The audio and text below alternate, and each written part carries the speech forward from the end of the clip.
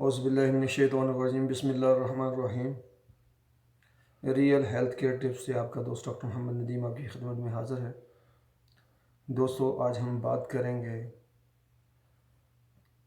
کہ نفس جو ہے کمزور کیوں ہوتا ہے۔ نفس کی کمزوری کی 4 وجوہات ہیں۔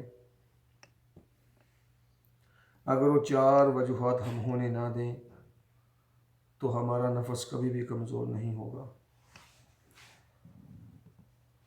سب سے پہلے جو ہے، جب ہم کو جریان ہو جاتا ہے، کسی بندے کو جریان ہو جاتا ہے تو جریان کی وجہ سے اس کا نفس جو ہے کمزور ہونا شروع ہو جاتا ہے، پتلا اور چھوٹا ہو جاتا ہے۔ دوسرا مسئلہ جو ہے مستجنی، یعنی ہاتھ کے ساتھ مادہ کو ضائع کرنا، اس کی وجہ سے بھی اس کی ہاتھ کی رگڑ کی وجہ سے نفس کی رگیں جو ہے کمزور ہو جاتی ہیں، جس کی وجہ سے نفس پتلا اور کمزور ہو جاتا ہے اور ڈھیلا ہو جاتا ہے۔ اس کی تیسری وجہ جو ہے وہ یہ ہے کہ جب کوئی بندہ کسی لڑکے کے ساتھ میں زیادتی کرتا ہے تو تب بھی نفس میں کھچاؤ آتا ہے اور نفس کمزور ہو جاتا ہے۔ اور چوتھی وجوہات نفس کی دماغی خلل ہے۔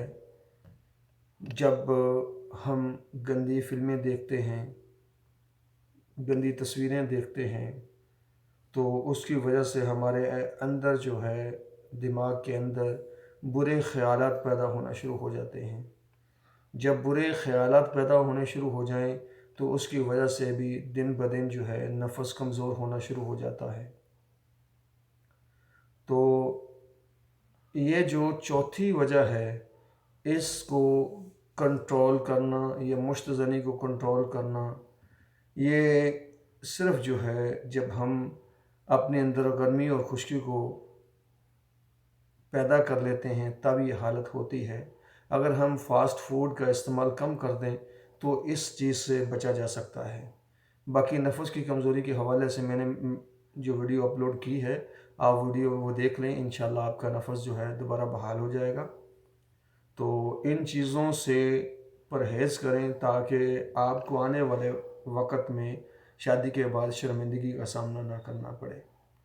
دعا کرتا ہوں آپ کو میری کوشش پسند آئی ہوگی۔ اگر پسند آئے دوستوں کے ساتھ شیئر کیجیے اور نئے بندوں کے